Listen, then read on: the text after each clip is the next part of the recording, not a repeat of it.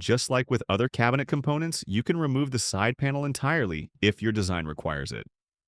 When side panels are present, you have full control over their thickness as well as front and back recess values. A unique feature of side panels is the ability to create overflows at both the top and bottom. This allows for creative designs, such as extending the sides downward to hide cabinet legs or extending them upward to create protective borders around the top. You can also enhance your cabinet's functionality by adding shelves. Add horizontal or vertical shelves using the shelf buttons in the interface, or use the shortcuts Shift+H for horizontal shelves and Shift+V for vertical dividers. To remove a shelf, select it and either click the trash icon or press the X key. Like other cabinet elements, you can adjust the thickness of all shelves at once, and you can modify their front and back recess values to keep a consistent appearance.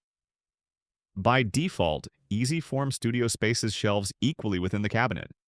For example, if you add two shelves, the space above, between, and below them will be evenly distributed, in this case, 216 millimeters each.